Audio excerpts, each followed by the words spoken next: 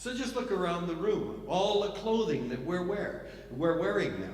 I'm sure none of you is growing your cotton plants out in your backyard and growing a bunch of sheep out there so you can harvest the wool. Just to give us our clothing, a huge amount of technology is called into play to deliver us our clothes. And then you think about the food that we consume now, and in our work and play places and our homes and TVs and cars and computers, and then you realize an enormous amount of technology is used on each of our behalves, and that ramps up our ecological footprint beyond any species that has ever existed in 4 billion years. And it doesn't end there. We, ever since World War II, have been afflicted with an incredible appetite for stuff. We love to shop. And all of the stuff that we use comes out of the biosphere, comes out of the earth. And when we're finished with it, we will throw it back into the earth. And our consumption then increases again our ecological footprint.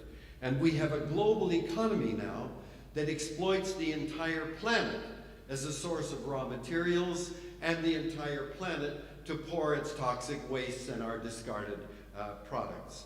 And the global economy, I believe, hides the impact of our activity, of our consumption on local ecosystems and local communities.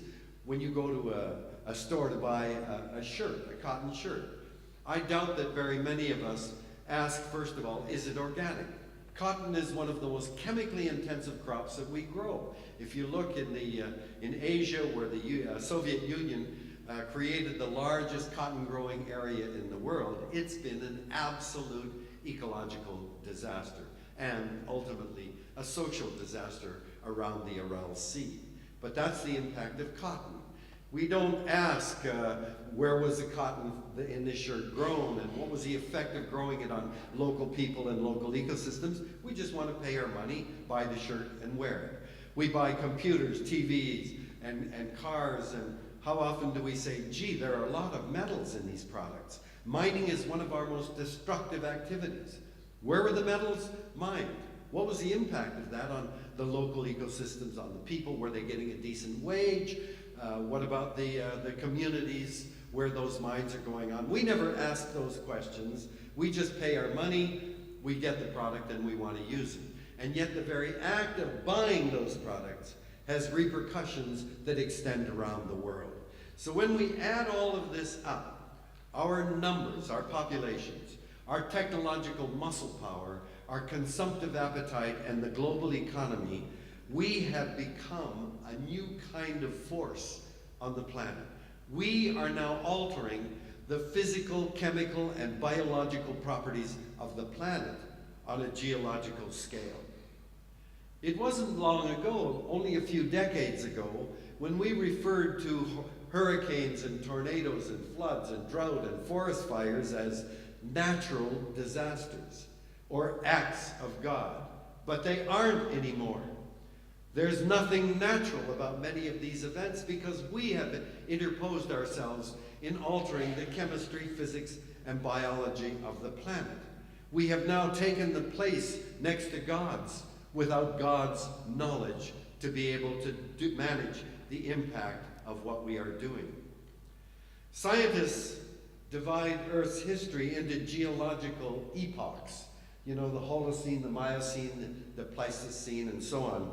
Well, Paul Crutzen, a Nobel Prize winner, says this present period should be called the Anthropocene epoch, where human beings have now become such a powerful geological force. But now we have scientists and we have supercomputers that can take our knowledge and act in the best tradition of our species. Take that knowledge and project it ahead. Look at what lies ahead and what possibilities there are. For over 40 years, the leading scientists of the world have been telling us we are headed down a very dangerous path, that there are opportunities by shifting directions and exploiting new ways. But now we are turning our backs on the very strategy that got us to where we are. To look ahead as best we can, see the dangers, see the opportunities, and then act now accordingly to avoid the dangers.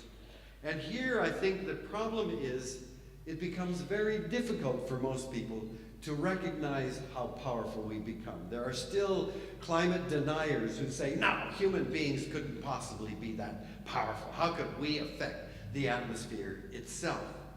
And here the biggest challenge is, if we are to see and confront the challenges that scientists now say face us, we've got to be able to see with a clarity, to see the world as it is and where we belong in it.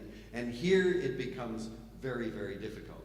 You see, we all share the same eyes, the same sensory organs, the same neurons to transmit information from those organs, and the same brain. And yet when we look out at the world, we all see the world in very, very individual ways, in ways that are shaped by our gender, by our socioeconomic class, by our religion, our ethnicity. All kinds of things shape our brains, which then filter the incoming inputs coming from our sensory organs. So we often see very different things. I mean, that may seem kind of strange, but you know, one thing, you could take a group of men, take a group of women in separate rooms, and talk to them about things like love and family and babies and sex. Man, you'd swear they are different species. You know, take a street person on Wall Street and take a banker on Wall Street and talk to them about money and the economy and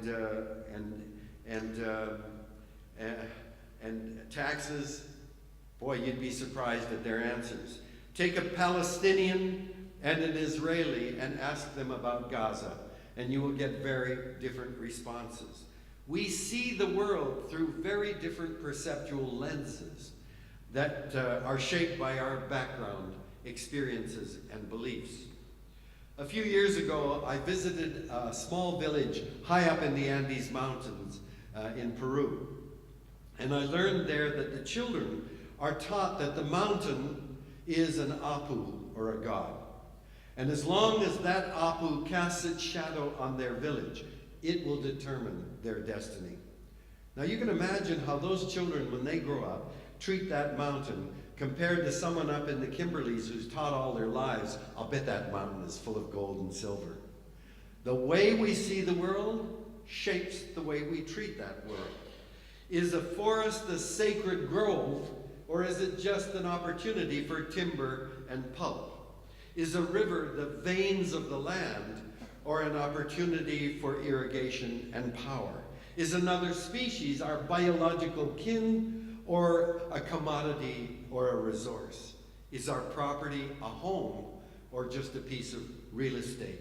I can't emphasize more that the way we treat the world is shaped by the way that we see it. And something has fundamentally changed our perceptions of our place in the world in the last century. For most of human history, we were a local tribal animal. We didn't have to worry whether there were even human beings on the other side of an ocean, over a mountain or across a desert. We just worried about our own tribe and our tribal territory. Maybe a few tribes that came through looking for partners or wanted to kill us. But basically, we were a local tribal animal. In 1900, there were still only 1.5 billion people on the planet. There were only 16 cities with more than 1 million people. London was the largest city with 6.5 million people. Tokyo was the 7th largest city in the world with 1.5 million people. The vast majority of people around the world lived in rural village communities. We were a farming animal. And farmers understand very clearly that, boy, you are totally dependent on weather and climate for how well you do. In Canada, farmers know that the amount of moisture in the soil in the summer is related to the amount of snow that we get in the winter. Farmers know that you need to have insects to pollinate flowering plants. Farmers know that certain species of plants will take nitrogen out of the air and create fertilizer in the soil. Farmers understand that we are deeply embedded in the natural world and dependent on it. Come ahead 100 years. By the year 2000, there were now 4 times as many humans in the world, 6 billion of us, but there were now 400 cities with more than 1 million people. The 10 largest cities in the year 2000 all had more than 11 million people. Tokyo was the largest city with 26 million people. Can you imagine? Now in countries like Canada and Australia, over 85% of us live in big cities. And in a big city, it's easy to think, who needs nature? As long as we've got a few parks where we can go and play and camp, we don't need nature. In a city, our perspective is radically changed. I have a friend in Toronto who lives, Toronto is the biggest city in Canada. He lives on the outskirts of Toronto in a high-rise apartment, completely air-conditioned. In the morning he gets up, goes down an elevator into the basement, gets into his air-conditioned car, drives on the freeway into a commercial building downtown Toronto, up the elevator into an air-conditioned office. That office building is connected through a series of tunnels to huge shopping malls and food courts. He doesn't have to go outside for weeks on end. We live in a city, a human-created habitat, where it's easy to think we don't need nature. In a city, our highest priority becomes our jobs. You need a job, you make money, and buy the things you want. And so, not surprisingly then, we begin to think more and more that the economy is the most important thing that we have going for us. And we forget that first and foremost, we are still biological creatures. We are animals. And as Bob's story illustrated, we don't think of that anymore. We think a sign on the front of a store, "No animals allowed," means not us, but those other creatures. You can tell our attitude towards other creatures. If you call someone a chicken, or a pig, or an ape, or a snake, you know you're insulting them, right? Because we feel that we are somehow, we've transcended our biological nature. And we forget what Aboriginal people have been trying to tell us for a long time, that we are created out of the earth. The earth is our mother. This isn't metaphorical or poetic. They mean it literally, because we are created out of the sacred elements, earth, air, fire, and water. And we forget that, I believe, at our peril. Every one of us, the minute we left our mother's body, the very first thing we needed was a breath of air. That breath was needed to inflate our lungs and then to announce that we had arrived in the world. And from that point on, we need air 15 to 40 times a minute until the last breath we take before we die. And we don't even think of, well, I guess it's a good thing we don't think about it. If you thought about your breath, you'd never think about anything else. But I want you to think about that very simple act, you know. Just like that, 2 to 3 liters deep down into the most moist, warm, intimate parts of our bodies, our lungs. And if you've ever seen a fresh pair of lungs, you know, and you've ever touched them and they're kind of squishy, mushy, lungs feel funny because they're mostly made of air. A pair of human lungs, on average, has about 300 million capsules or alveoli, and they're clustered like grapes around an alveolar duct. And we need all of those alveoli to provide the surface area to come into contact with the air. If you flattened out all of the alveoli in your lungs in 2 dimensions, they would cover a tennis court. That's how much surface area is all wrinkled up in our lungs. And each alveolus is lined with a 3-layered membrane called a surfactant. The surfactant reduces surface tension, so when the air comes into contact with it, it sticks or fuses. And instantly, carbon dioxide from our bodies rushes out, oxygen and whatever else is in the air rushes in. Hemoglobin molecules in red blood cells grab onto the oxygen, and with each beat of our heart, that oxygen is pumped to every part of our bodies.